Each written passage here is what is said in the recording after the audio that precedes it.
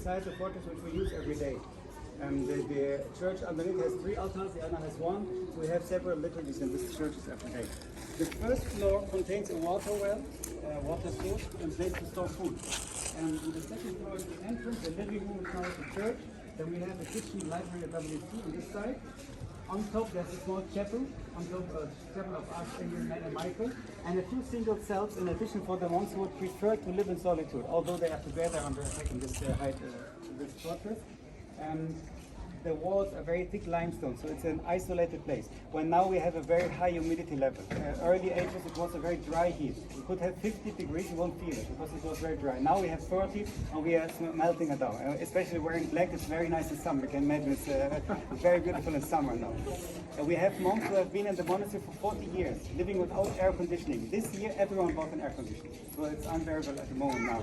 It's too high humidity.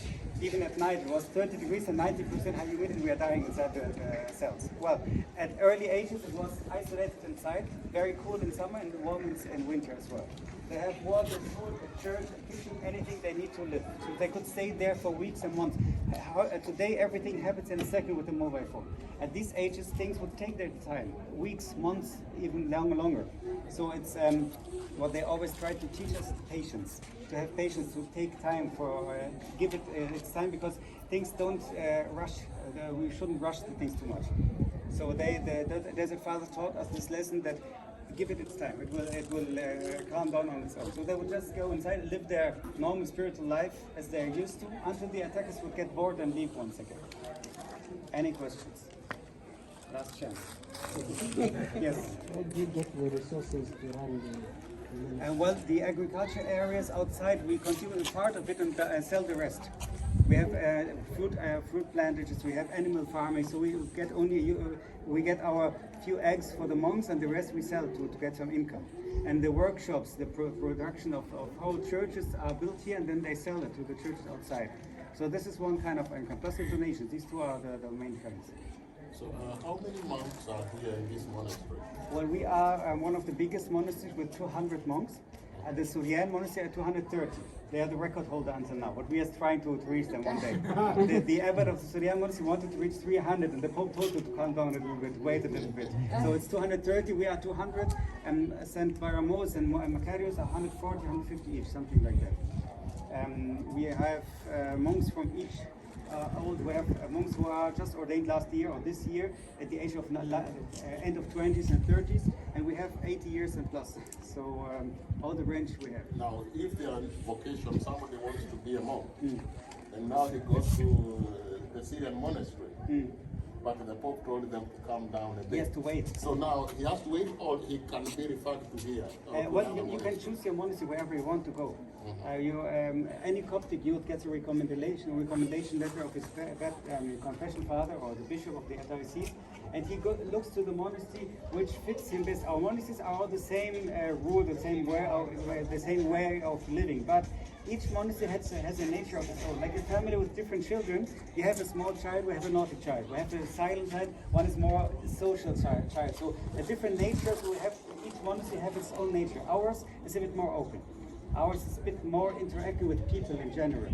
The Baramos monastery or St. Macarius are a bit more quiet, a bit less interacting with people, for example. Sudan is pretty much like ours. Then we have monasteries in Upper Egypt, St. Mahar monastery, which is caring for the towns around, the villages coming and going all the time. We have St. George and Luxor, for example, very, very many interacting with people. So it differs from monastery to monastery. You choose which one fits you best. If, for example, they cannot accept you, we have to come and visit. We have to visit several times.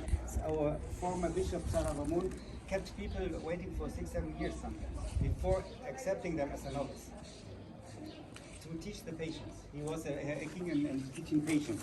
He was very pointing this lesson, and because patience is something very important for his spiritual life in general. Now is my final question. When the person enters the monastery here, do they ever go to visit their relatives, or only the relatives can come to see? Both sides. They can come Well, you have, of course, your individual choice if you want to meet them all the time or not. We have some monks who would accept them as visitors from time to time, not every time, especially when they are not far away. Some monks would never travel to their cities. They would say, if you come, I accept you, but I don't leave the monastery at all. But you may, if you want to. With the permission of the bishop, I may leave the monastery for visiting relatives for medical reasons or for finishing paperwork. I have to finish some paper, make a new ID card if it's expired or something. I may leave for this reason. So we are not enclosed, and there's no common rule of isolating. So each monk individually chooses whether or not he wants to interact with the family. I have a phone now, but I choose whether I answer the phone or not. Or whether I tell people to come or tell them, no, wait for me, give me some quiet time. Last chance? Last chance? Well, then I get you some blessed oil before you leave it. So precious. Patient.